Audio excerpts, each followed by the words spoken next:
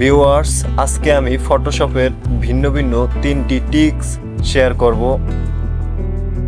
আমি প্রথম যে টিক্সটি দেখাবো সেটি হলো পেন টুলের মাধ্যমে ঠোঁটে লিপস্টিক দেওয়া। তাই আমি পেন টুলটি সিলেক্ট করলাম, করে এখান থেকে আমি এই ছবির ঠোঁটটিকে চারপাশ থেকে ঘুরিয়ে সিলেক্ট করে নিব।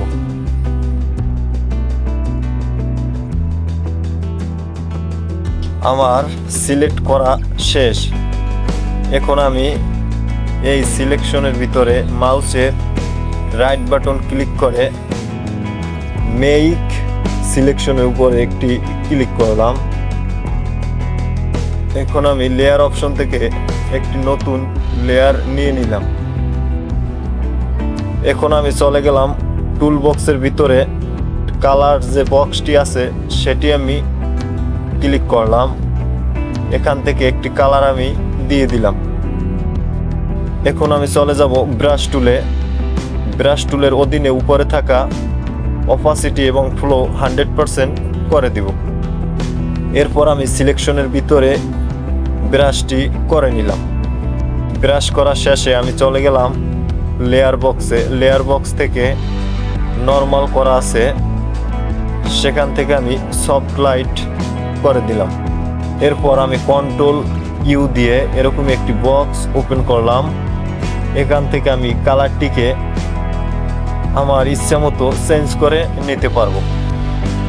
সিলেকশনটি উঠানোর জন্য কন্ট্রোল ডি প্রেস করলাম। এখন আমি গেলাম উপরে ইমেজ থেকে অ্যাডজাস্টমেন্ট, তারপরে সিলেক্টিভ কালার। এখান থেকে আমি পুরো ছবির কালারটি অ্যাডজাস্ট করে নিতে পারবো। এরপর আবার আমি গেলাম ব্রাশ টুলে, যাওয়ার পর ফেজের ভালো অংশের উপরে একটি ক্লিক করে দিলাম। পরে থাকা অপাসিটি এবং ফ্লো 20%-এর নিচে রাখলাম। এরপর আমি পুরো ফেসটিকে হালকাভাবে ব্রাশ করে দিলাম। ছবিটির চমৎকারভাবে কাজ শেষ করলাম। এখন দেখাবো আরেকটি টিক্স, চুলের নিচে থাকা ব্যাকগ্রাউন্ড রিমুভ। আমি চলে গেলাম টুল বক্সে, ইরেজার টুলের অধীনে ব্যাকগ্রাউন্ড ইরেজার টুলে হার্ডনেস রাখলাম 100%, স্পেসিং রাখলাম 20%-এর মতো। এরপর আমি উপর থেকে টলারেন্স রাখলাম 20%। মানে যে প্লাস আইকনটি আছে এটি যদি আমি কালারের ভিতরে ক্লিক করি, কালারটি কিন্তু রিমুভ হয়ে যাচ্ছে। এভাবে আমি চুলের ভিতরে ক্লিক করে ব্যাকগ্রাউন্ডগুলো রিমুভ করে নিব। তাই আমি সব ব্যাকগ্রাউন্ড রিমুভ করে নিলাম। ব্যাকগ্রাউন্ড সম্পূর্ণ রিমুভ করার পর আমি চলে যাব লেয়ার অপশনে। লেয়ার অপশন থেকে ক্রিয়েট নিউ অ্যাডজাস্টমেন্ট লেয়ারে একটি ক্লিক করব। এখানে সলিড কালার অপশনে ক্লিক করে একটি কালার দিয়ে দিলাম। একটু লক্ষ্য করেন, আমি যদি এখন উপরের লেয়ারটিকে নিচে ছেড়ে দেই, সুন্দরভাবে কিন্তু ব্যাকগ্রাউন্ডগুলি রিমুভ হয়ে যায়। এখন আমি আরেকটি টিক্স অ্যাপ্লাই করব।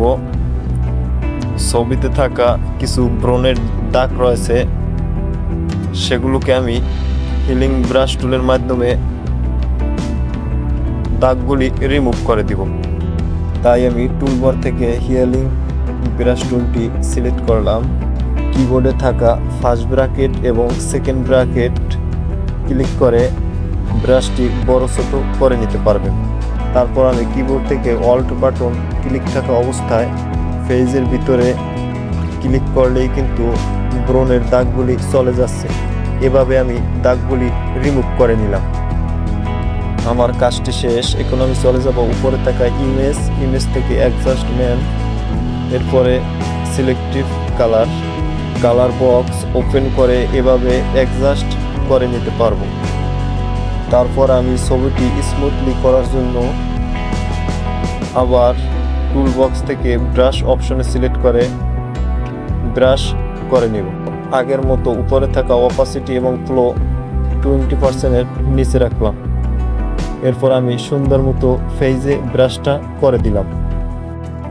এই ছিল আজকের টিক্সগুলি।